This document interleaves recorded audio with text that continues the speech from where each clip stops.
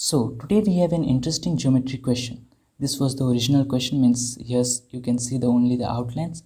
But when I first saw this question, it was somewhat like a slice of watermelon. That's why the thumbnail, and to visualize you, I've kept this one over here.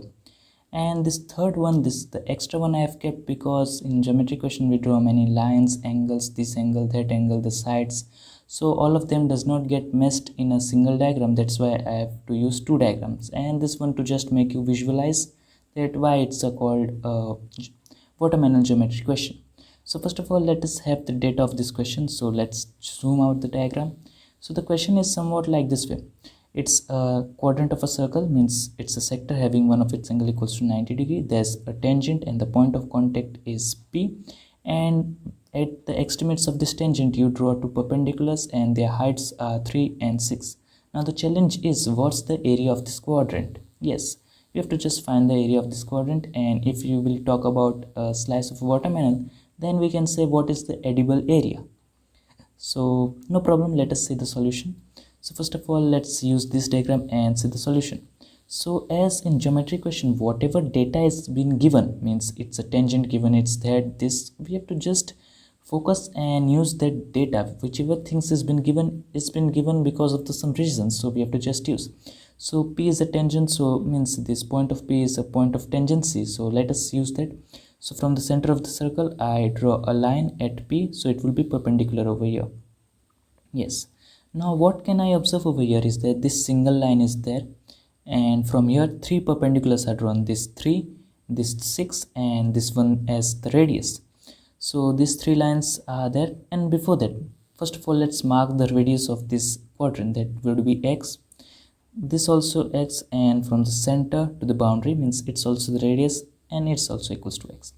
And the second thing I just told is that these three lines are perpendicular to the same lines. This means that these three lines are parallel to each other. So as these three are parallel, I will just erase this 90 degree from here because we are going to mark some angles over there.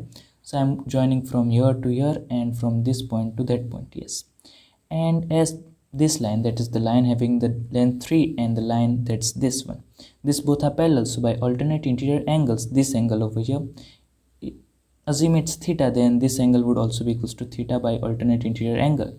And over here, assume this angle as alpha, so this is also equals to alpha because again this line is parallel to this line.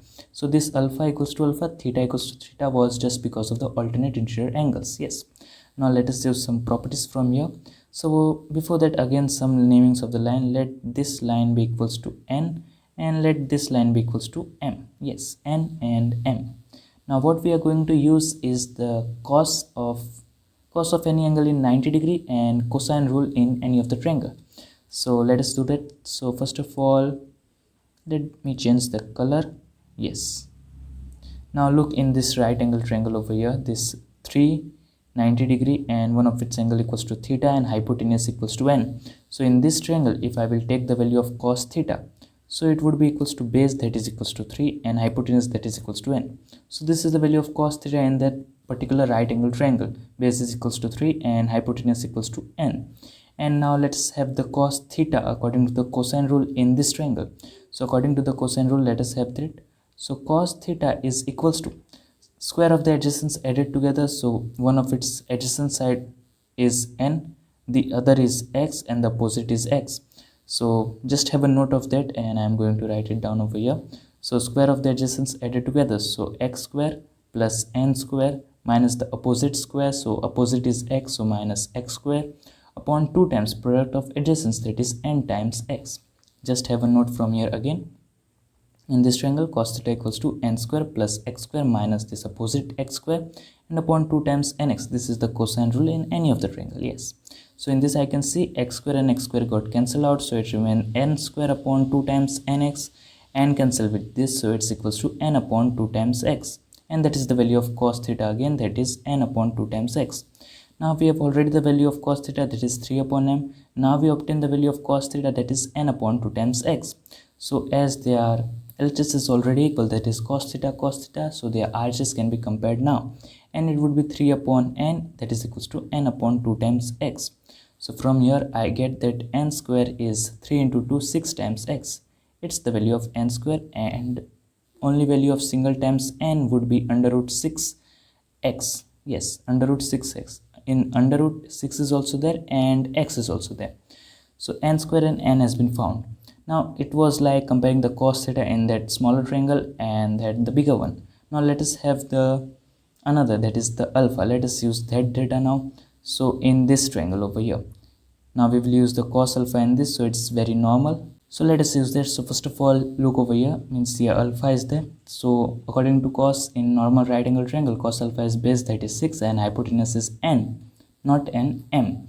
So cos of alpha is base, that is equals to 6, and hypotenuse, that is equals to m. Yes. Now if we will take the, similarly over here we have done the cosine rule in that bigger triangle. If we will do the cosine rule in this triangle, means the according to cosine rule you will take out the cos alpha in that triangle, you will obtain this thing, that is m upon 2 times x. This thing you will obtain. So again you can see cos alpha is equal. So I can compare their RHS, that is 6 upon m is equals to m upon 2 times x. Now the cross multiplication from here, so 6 into 2, 12 times x is equals to m square. So this is the value of m squares, and only single times m would be square root of 12 times x. So value of m and n you can see over here. In this both the case, n and m has been obtained in the terms of x. That is the point to be noted. Now let us use this diagram. So that's why I was telling that 2 diagrams will make everything clear. Now what we will do is in this circle only. Yes, so I have joined the points over here. This line I have considered as m, this line I have considered as n, and the radius of this circle I have considered as x. Remember that. Yes. Here you can observe a 90 degrees given because it's a quadrant. So I will just join from this line to this line. So according to the Pythagoras theorem, these two sides are x, this middle angle is 90 degree. So I can use the Pythagoras theorem. So I will obtain the hypotenuse, which is this line in this diagram, this line. So it's equals to under root 2, and x is not in under root, so it's called square root of 2 times x. Yes. And what can you tell about this angle over here? So according to the theorem of circle, it's theorem, very basic theorem, it's a basic theorem of circle. If angle subtended at the center is a from the same chord, so from the same chord any angle subtended would be its half, that is a by 2. So as it's a acute over here, but when it becomes obtuse it is like this way, at the center over here and the other is over here. So if here it's a, then this angle is nothing but half of this angle, and this angle we can find by 360 minus a. So ultimately over here this angle becomes 360 minus a upon 2. It's a very normal thing in a circle theorem. Yes. So here you can observe it's 90 degrees. So over here the angle would be 270 degree. So over here this angle becomes 270 upon 2, that is equals to 135 degree. Yes. Also if you don't know this theorem, then other thing is also present. Let me tell you that also, because many people I still see that they are not clear in the circles theorem. So let me tell you another thing over here. So here 90 degrees is there, you can see in this diagram. So I will just join from this point to this point and this line. So this and this are equal, that is x and x and x. So as these both lines are equal, so these two angles equal, a and a. This both also equal, b and b, not a and a and a. Here this both equal because of isosceles. Here this both equal, b and b equals because of the isosceles again. So now let us have the angle sum property, and it's a quadrant, not quadrant, quadrilateral. 1, 2, 3 and 4 corners are there. So it will form 90 plus 2 times a plus b equals to 360. So from here I obtain that a plus b is equals to 135 degree. And you can observe a plus b makes this complete angle. So even if you don't know that theorem, you will get that yes, this is equals to 135 degree. All you need to use is normal angle sum property. And even if you don't know that, then I suggest you not to watch this high basic, not high, but this kind of geometry question. First you must learn that angle sum properties, normal things you must learn. So coming back to the question, here it's 135 degree, these two sides are n and m, and the opposite is under root 2 times x.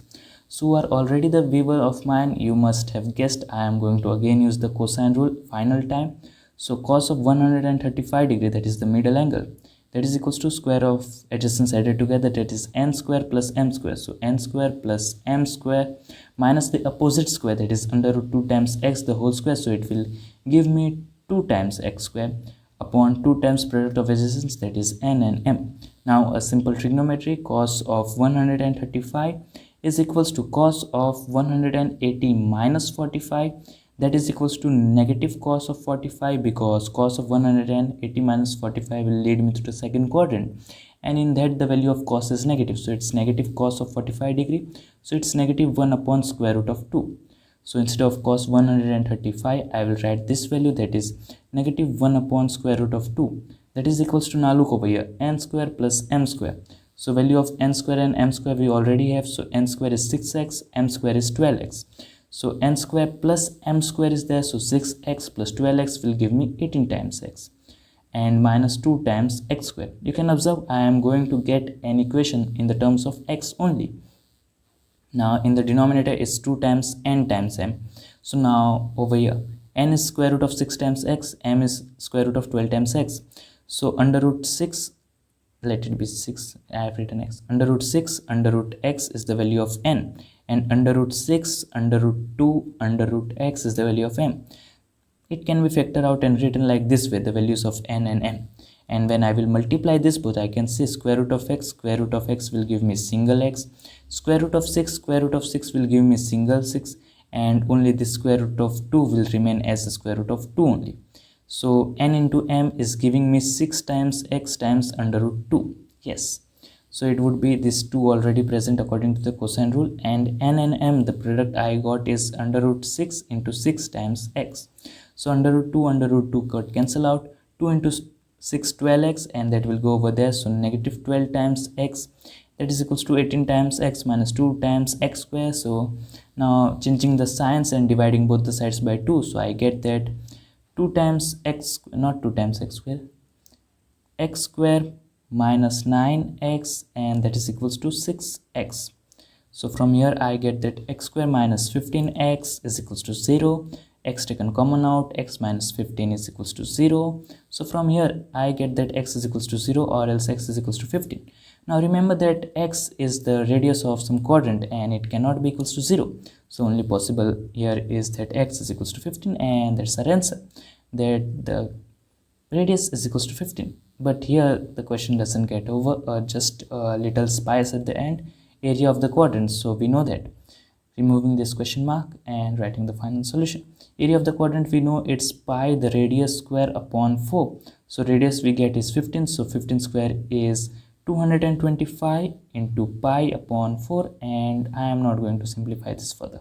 Only tricky part was to find the radius, and that we have done very nicely. All we have to do is apply the cosine rule. There are many methods in geometry, but I usually go with this because very normal thing was there. So it's nice to solve like this way, according to me. Yes, so only tricky part was to find the radius, and that's equals to 15. So still, if you have any other method, you can suggest me in the comment section, or else you can DM me on my Instagram, link is in the description. When we give the viewers more problems and solutions in different way, it spreads the knowledge.